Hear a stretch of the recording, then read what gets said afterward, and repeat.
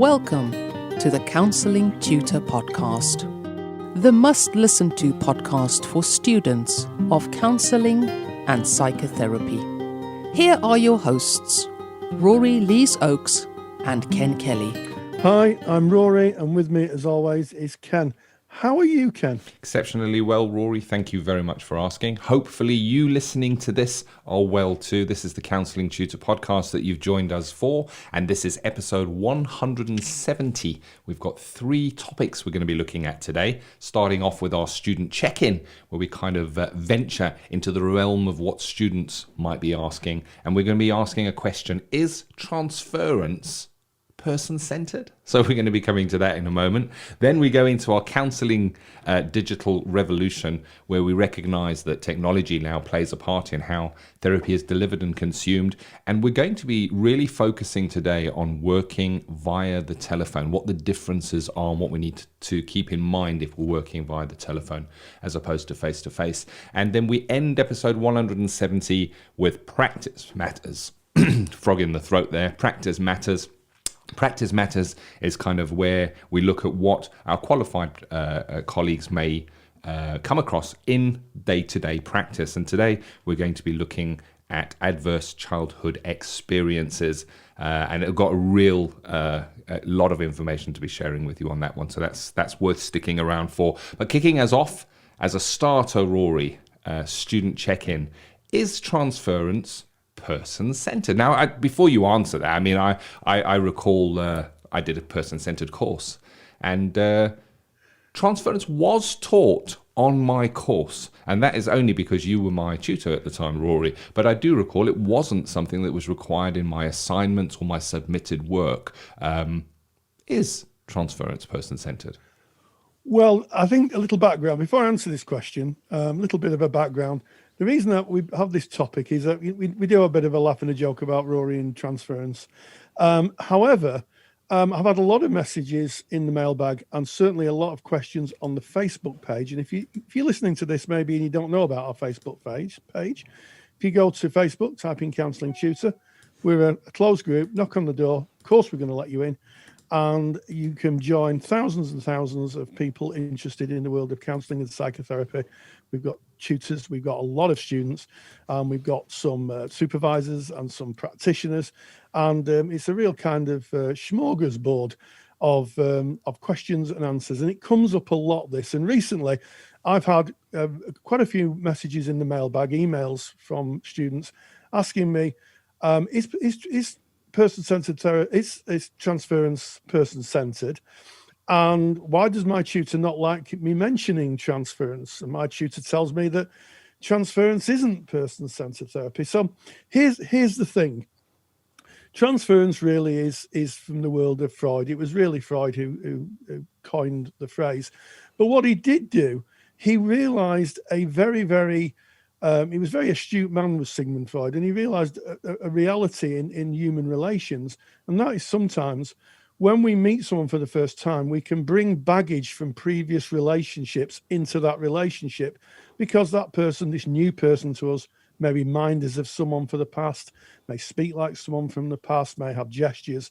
And it's a subconscious process. We may subconsciously judge somebody by someone else's actions. And in fact, transference just isn't with people. You know, if you walk down the street, how many times have you got a very strong feeling if you've, maybe looked in the shop window and been and feelings come up, and then you realise later, I realised that seeing that pair of shoes in the window reminded me of when I was, and I fell off the side of a cliff when I was doing some walking many years ago. And it's that kind of past experience that informs our future. So Rogers did talk about transference. It's in client-centered therapy. He talked a lot about it. And I think the miscommunication of this is that, unlike Sigmund Freud, who spent a lot of time trying to put distance between his clients, remember he used to sit and try and not form a relationship with his clients. He was an observer, a scientist, someone who was just observe, like you would observe, some phenomena. He was trying to be independent of that. Rogers acknowledged that there was transference, but said that that we work with it effectively. So if somebody is maybe, you get the feeling that someone says, you're just like my dad, that can sometimes happen, or you remind me of somebody.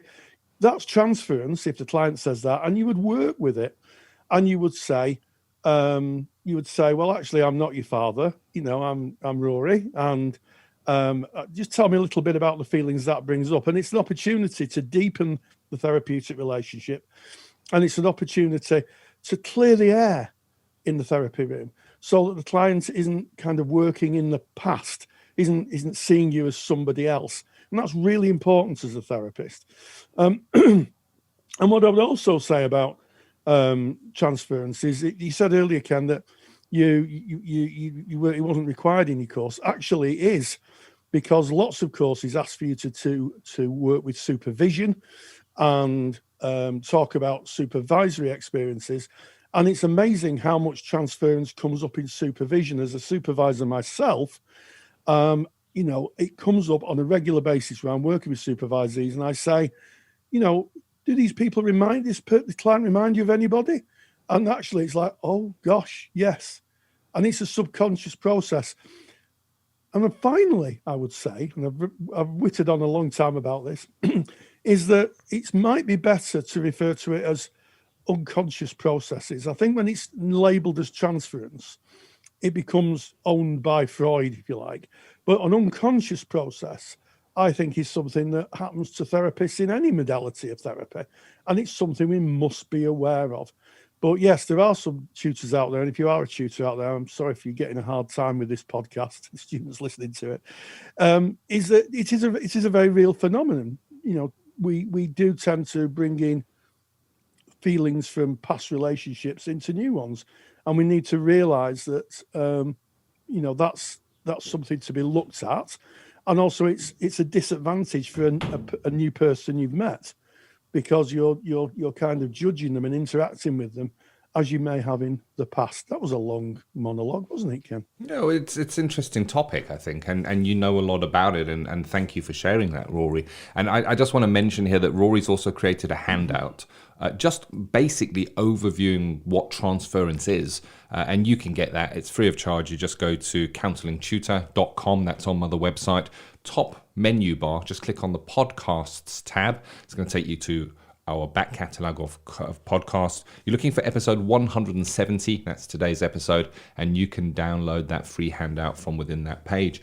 And you speak about this, Rory, you speak about supervision. I recognize from my own supervision training that counter-transference is something that is delved into very deeply in supervision. Doesn't matter what modality you practice, when you're going into supervision, your supervisor will be looking for and working with transference. So it is real, it is there. And I guess maybe some people, as you said, might just be put off by the word transference. Giving it a softer word maybe takes it away from the Freudian ownership there, Rory. But I think we can all relate to it at some level.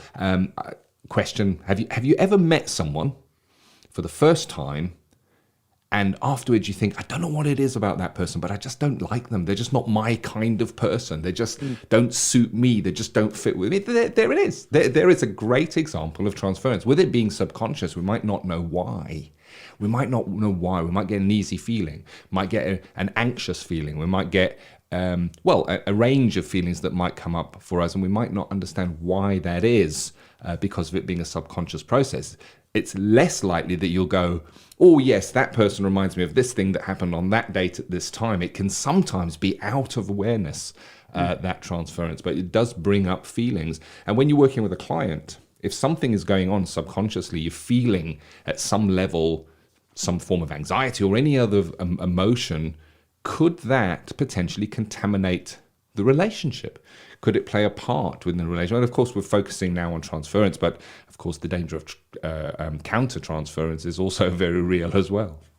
Yeah, absolutely. And counter-transference is where you are reacting to you as you would in that person in the past. And, I think those of us who've taught for a long period of time, whether it's counselling training or general teaching, will recognise it with the students we've taught. Certainly through the years I taught, I could pretty much tell if a student was seeing me as someone in their past. And in fact, I may have shared this anecdote before. I remember a student saying to me, do I irritate you? And I said, well, why would you say that? And she said, she said, I get that feeling. And I just asked, I said, who do I remind you of? And she said, well, actually, you're like my dad. And I said, well, tell me about how I'm like your dad. And she said, well, he's a bit loud. Well, tick that box. And he's a bit of a big guy. I'll tick that box. And he has a bit of he tells corny jokes. Well, I'll tick that box. And he told me I was stupid. And that's a box, of course, that I wasn't going to tick because I wasn't her father. And when I said to her, I'm not your father, you could just see her shoulders kind of drop and breathe a sigh of relief. And I explained to her what was happening, and she said, that's right. She said, I just got this very difficult feeling like I would have when I'm with my father. And I said, well, I'm not your father. I just happen to have some attributes that are like him. I said, but the attributes of calling you stupid isn't one I've got. And what was really, really interesting, by working with the transference and calling it out and speaking about it, by asking that simple question, who do I remind you of? It changed our relationship. And that can happen in the therapy room. It's happened with clients where a client may have said, you remind me of, and I may say, just tell me a little bit about that relationship. And, it's an opportunity to say, well, how do you think it's affecting how you feel about what we're doing here? And you can get some real strong insights from clients, and you can also kind of gently challenge some misconceptions. It's a real phenomena, but we're not Freudians. So if we're like real Freudian psychodynamic therapists, we'd be sitting there with our client on the couch with a piece of paper, trying to be as far away as we can from the client, not building a relationship, being observers, scientists observing something. And we're not. We're vibrant people in the relationship, building that therapeutic alliance. And any barriers to that, be it transference, we need to look at and examine with our clients, and if it's our students, if we're teaching, and try and push that out of the way so we can see each other as real people, not hampered by the baggage of the past. Like it. And back to that question, is transference person-centered? So we are kind of referring it and bringing in the person-centered modality here. And what I like about what you shared there, Rory, is that you can certainly work with transference in a person-centered way, in a way that can actually deepen the relationship, as per the story that you've just shared with us. I think that's a really good student check-in. Don't forget to go and pick up that handout on transference. I think it's something that we should all understand and know and read about in our CPD, is transference and counter-transference. Get that from counsellingtutor.com. Podcast tab, episode 170.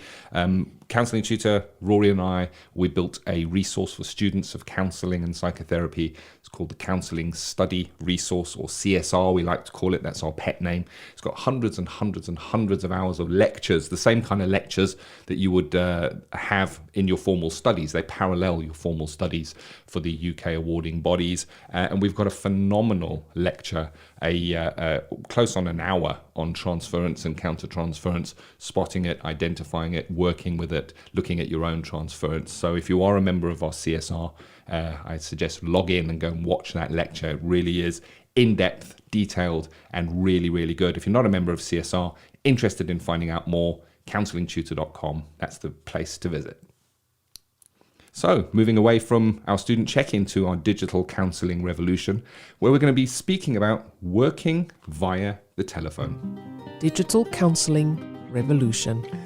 Yes, and with the advent of online working becoming more the norm now in these difficult COVID times, one of the things that has really highlighted, certainly for me, over the past 3 or 4 months, is that not all online therapy is equal, and the phone is a distinct discipline within online therapy. A lot of people are using video conferencing. Ken and myself are using a video conferencing software today to record the podcast. But the phone is something different, and it requires different training and different thinking when you're working with the clients. And an example of that was the other day. I was speaking to a friend and I was listening very intently. And she said to me, "Are you still there?" And I said, "Yes." She said, "Well, I thought you'd gone." And I said, "No," I said, "I was just listening to what you said." And of course, it struck me that what I should have been doing, having done the telephone online and telephone course, is that I should have been doing affirming verbals. I should have been going, and it's something that sometimes doesn't come to mind. You know, when we listen, we tend to listen without speaking. Certainly as therapists, and it does ask different things. So an example of that is when someone's speaking, every so often to punctuate what they're saying with tell me a little bit more about that. So the person on the other end of the phone, it doesn't think they're talking into thin air, because the lack of a visual cue, because you're working on the phone, means that they're not sure if you're still there. And also trying to explain what your nonverbal communication is. You know, I sometimes say to supervisees, I supervise people on the phone as well as face to face, and sometimes I find myself saying, "Yes, well, you're telling me this, I'm actually smiling, or you're telling me this, I'm actually moving closer to the phone so I can hear more," to give a kind of verbal expression of my visual cues. It's a completely different discipline, isn't it, working on the phone, Ken? It is, and it's kind of bundled in with online. So it would kind of be described as online and telephone counselling. It falls into the same camp, but very different in that you don't have any kind of visual cues at all. They're completely not there. Now, this is interesting because in Counselling Tutor, we run an online and telephone counselling training course. And we've had thousands and thousands of counsellors, psychotherapists who've worked their way through that. And one of the questions we get asked right early in the modules when we're covering things like contracting and outlining your offer and outlining what you do when things go wrong, we get a lot of people saying, "How come you're not covering telephone counselling here? This is all about online counselling." And I think the reason that they sit in the same camp is because whether you are working online with video software or text or email or telephone, you have to lay the foundation first of having your contract adjusted for the medium you're working on, having information that you can give a client. They're going to explain to them the benefits and challenges of working with the chosen medium. And of course, later on in our course, we cover telephone work at more depth. But what you're saying there, Rory, is without those visuals, I mean, you wouldn't sit in a face-to-face counselling session and say, "As you're saying that, I'm smiling." Actually, you know what? You might, yes, but they can see it anyway. But you might actually verbalise that, but probably less often.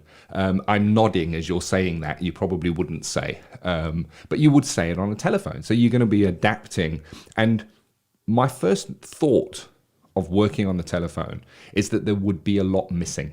Would I be able to create psychological contact? Would I be able to work at that relational depth with a real good, trusting relationship? And the truth is you can. You really, really can. The evidence supports this as well, of course. And what I mean by that is you can change the way that you work and really listen.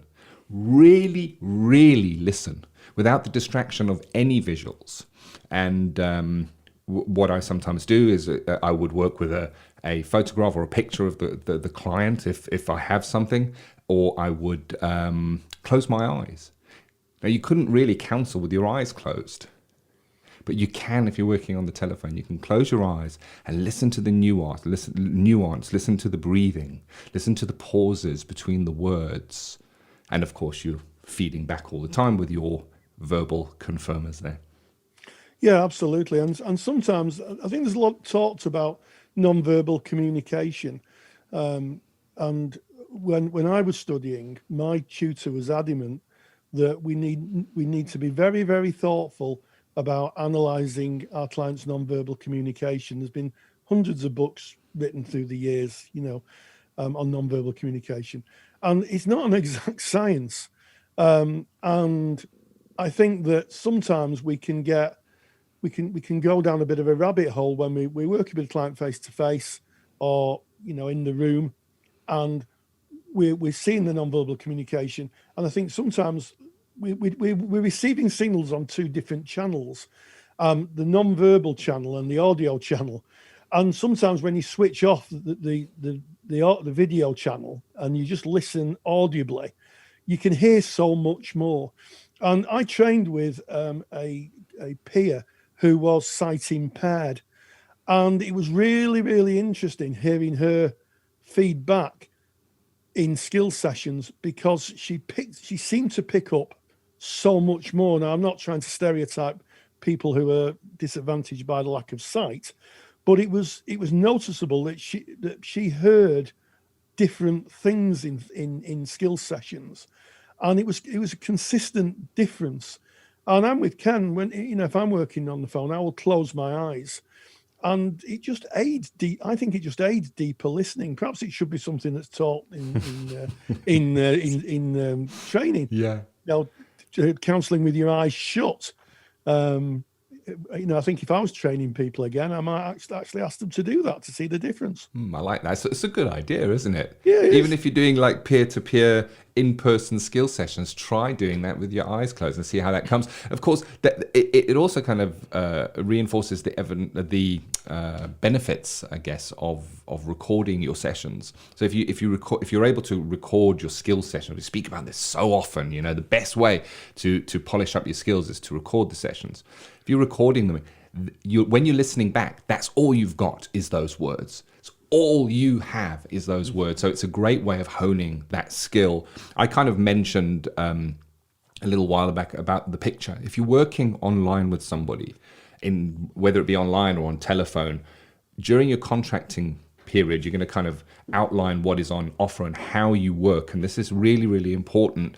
And one of the things you can do is share a picture of yourself with your client if you're going to be working on the telephone, so that they know who they're speaking with. They may choose to have that picture or not have that picture, but at least they know who you are. And we spoke in our first section about transference, and what you don't want to happen, because it's really easy, is that the voice maybe reminds them of somebody, and your voice reminds them of somebody, and they may be fantasizing or picturing somebody in their mind. If they have a picture, that takes that away. During my contracting with my clients, I offer them the opportunity, if working on telephone, if they wish to share a picture, they may do so, or not. It's really up to them. But I certainly share a picture with them.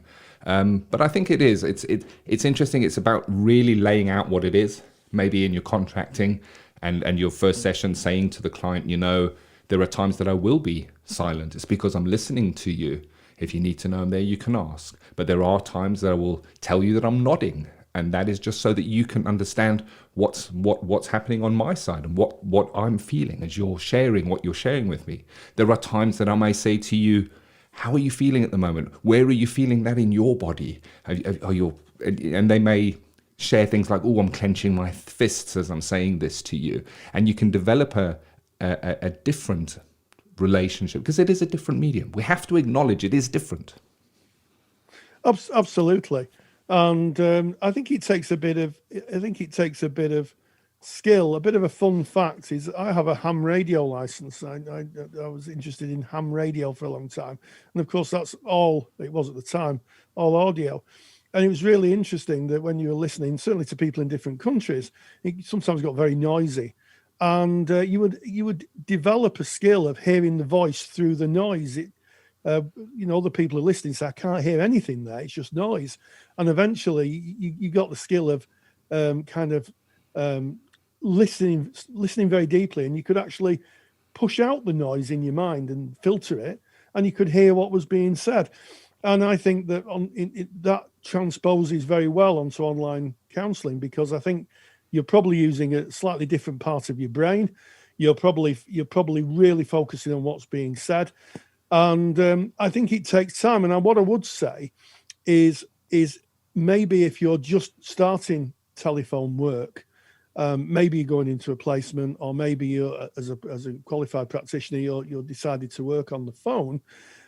Give it some time to settle in, because it does take some time. And the other thing I would say is buy yourself a decent pair of headphones, to protect your hearing, but also a good pair of earphones really aids what you can hear, and it frees your hands up so that, if you want to gesticulate and move your hands around as you're reflecting back, you can bring yourself into the relationship physically, as opposed to kind of having to have a phone stuck to your ear, which kind of can be a bit inhibiting, I think.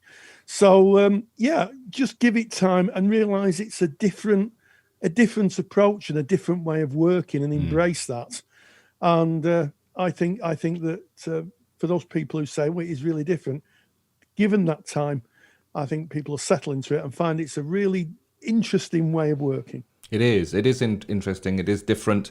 And I can't emphasize this strongly enough. I keep on going back to it. It is different right from your first contact. Before you're on the phone with your client, it's different. It's different in how you contract. It's different in the information that you will give them, because you would share things with your client like, hey, you might feel more comfortable if you get yourself a set of hands-free headphones so that while we're talking, you are freer. So you'd be sharing that information with your client as well. You'd of course be working with confidentiality in terms of where they are when they're making that call, which you wouldn't be doing in face-to-face.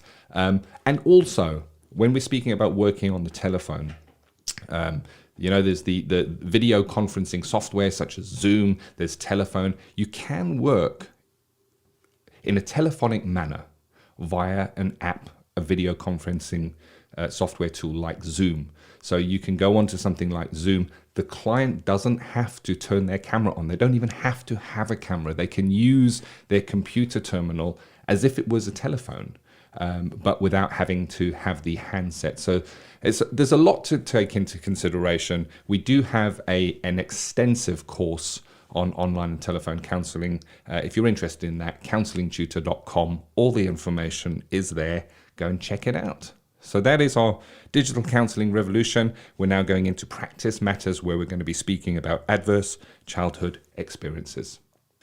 Well, we know so much more than we did 20 years ago. I was thinking the other day that when I sat on the wall at the end of my course on a sunny June day, where we all went out for a drink, celebrating the end of 3 years of very hard work, what the world would look like. And the world has changed dramatically in counselling and psychotherapy, and it's driven by research.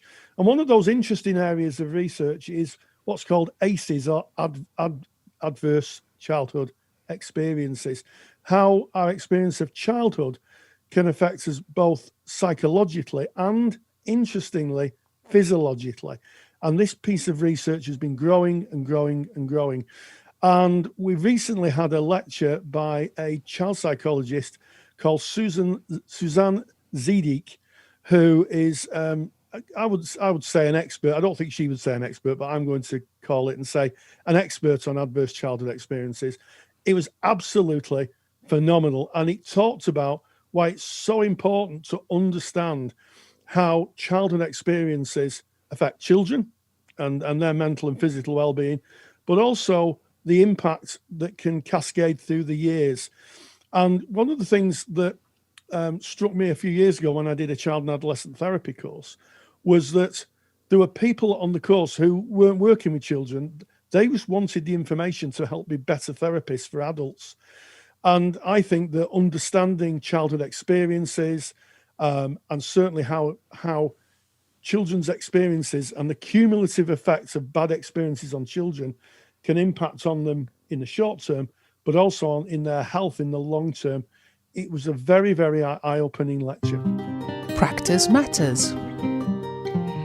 And it's my great pleasure to welcome Suzanne Zedek, who's a child psychologist, a researcher in child psychology, and with one of your specialities, which is ACEs.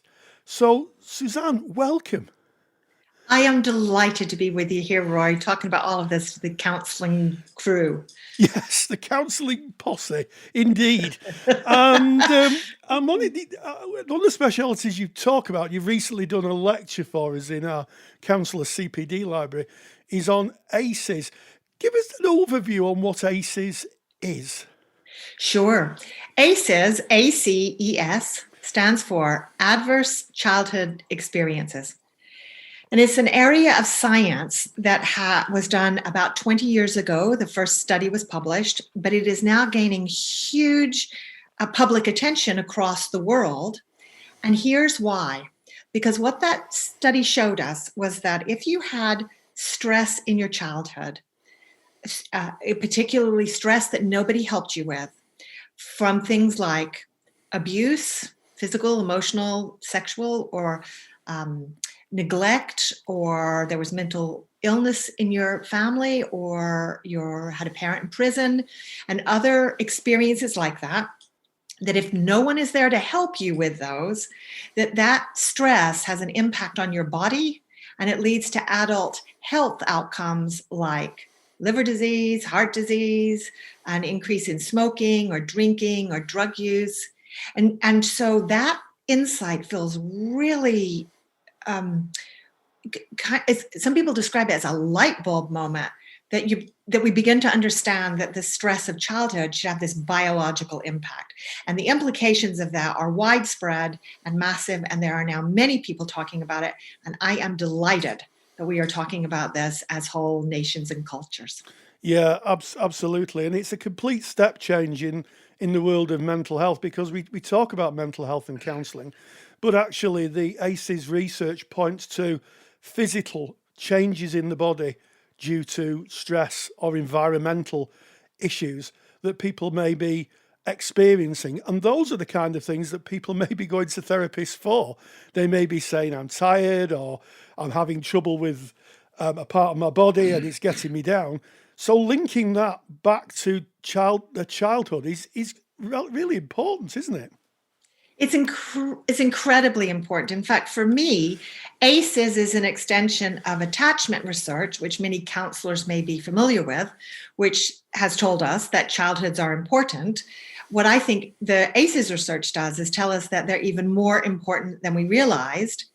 And for counselors, it starts to shine a light on what is the nature of therapy, what should you be focusing on, what kinds of lines of inquiry might you go down, and to really start to think childhood has this much more broad-reaching impact than our culture has thought about, and that lots of sectors like police and education and social work and law, they're all interested in ACEs now. So, counseling, I'm delighted to have joined that wider conversation. Yeah, absolutely. And I think one of the things that I watched your lecture, and I was hands down mesmerized by both the delivery and the breadth of the information. One of the things that I took away from that was this idea of disruptive behaviour in students or children in schools that we talk about. Previously we've talked about challenging behaviour. And now, understanding ACEs, it's changed the vocabulary of how professionals in general work with children who are really struggling. It absolutely has, if we want it to change the vocabulary.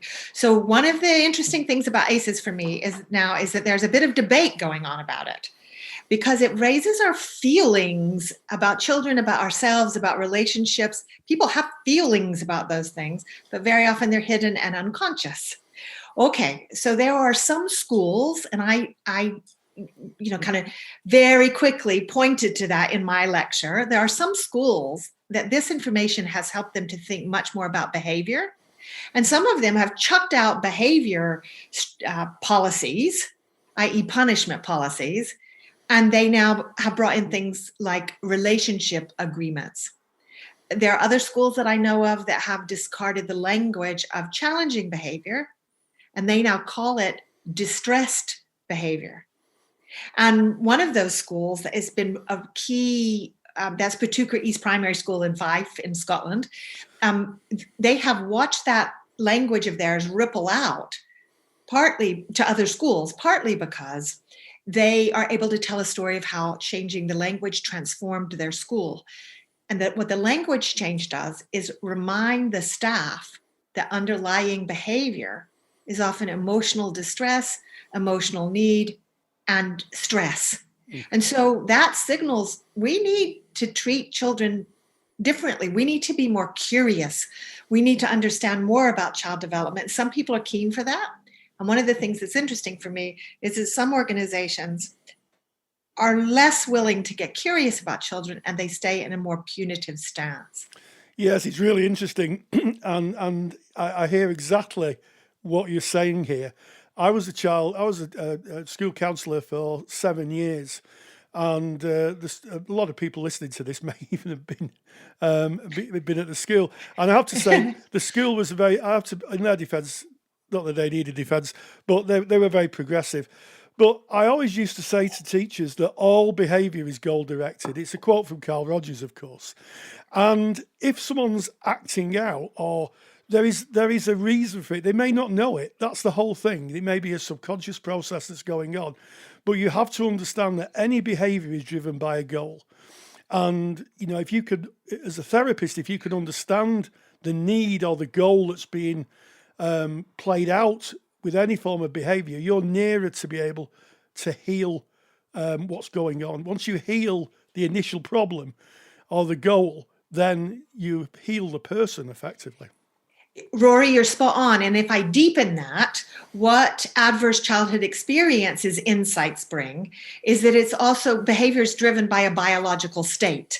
So if you are angry, that has a particular biology that goes with it. If you're sad, it has a particular biology. If you are scared, it has a particular biology. And our culture, and certainly educational training, and even a lot of counselor training, doesn't train us to help to think about what is the biology that is going on underneath that behavior, both right now and what happened to you this morning, and what happens to you every morning before you get to school. Are you having to deal with chaotic, disrupted family experiences? And then what happened for you earlier in your childhood before you got to this school? Because what we know from child development is that those earlier experiences change your biology and the way you trust other people. Now we're talking attachment. And then that changes the kinds of solutions that you unconsciously think are available to you if you're feeling something in school or anywhere else. Yeah, I mean, absolutely. And I think it's this joining together of attachment, the ACEs, the adult childhood experiences, and the physical aspect that plays out within that, along with the mental health aspect, which is the groundbreaking work. We know about how the brain works now, the amygdala and the polyvagal system. Yep. But it feels to me, and I don't know where you sit, but it feels to me like those jigsaw pieces are now slotting neatly into place. I am very excited about what is happening. Once upon a time, we didn't know that secondhand smoke affected children in the back seat of a car. Once upon a time, we didn't have seatbelts. Those are just two, kind of landmark moments in the development of our health as a nation. I think we are at more landmark moments like that. But this one is both more interesting and more challenging because this is based in relationships and how we treat each other. And if we really understand the importance of that, I think we have a chance of solving all sorts of things, but we need to give people a chance to dig into it. So if you think that my lecture was delivered in a way that helps people to get curious about that, then I'm delighted because that is my whole goal now in all my work. Yes, I think there'll be a whole host of curious people wanting a lot more on ACEs. And I think that, we are on the cusp of really uncovering exactly how human experience is disrupted, both in attachment and our health, by difficult experiences in childhood. I think it's groundbreaking work. I'm totally enamoured with the presentation you gave. I watched it twice, and You're very kind. I think it's such an important. I would encourage anybody listening to this to go to the page and have a look at the links and seek out more of your research. And Susan Zydak, thank you so much. It's been a pleasure to be with you, Rory. Thank you. Big thank you to Suzanne and to Rory. That it's an important topic. It doesn't matter what the age of the client who sits in front of you. At some level, you're working with the child when they're bringing their presentation. And if you're interested in hearing Suzanne's complete lecture and seeing that with the PowerPoint and all the associated downloads, that is available in our Counsellor CPD library, and that is for our qualified practitioners. Our CPD library is absolutely jam-packed, full of hundreds of hours of high-quality lectures designed for qualified practitioners, and they're there. The aim of them is to sharpen your competences, and you can get more information on that at our website, counsellingtutor.com. Yes, a big thanks to Suzanne Zedek for her insights into adverse childhood experiences. And on what a podcast. We started off with, is transference person-centred? I'm sure we're going to be setting the tutorial alight with that information and the debate that's going to generate. And let's have some comments in the Facebook group. Let's get that conversation going. We talked about the difference between working on the phone and working face-to-face in Digital Counselling Revolution. And finally, we caught up with an expert in adverse childhood experiences, Suzanne Zedek, who talks about a very, very interesting and relevant and important piece of research. So as always, stay grounded, stay safe, and hey, join the counselling revolution. If you're a qualified counsellor or psychotherapist, then why not check out the Counsellor CPD library? Stay current with your CPD requirements with over 150 hours of academically rigorous, on-demand lectures you can stream to your device. Joining Counsellor CPD will expand your skill set to create a more specialised, highly rewarding practice. For more information on the Counsellor CPD library, visit counsellingtutor.com. Thank you for listening to the Counselling Tutor Podcast. Find the show notes for this episode on our website at www.counsellingtutor.com.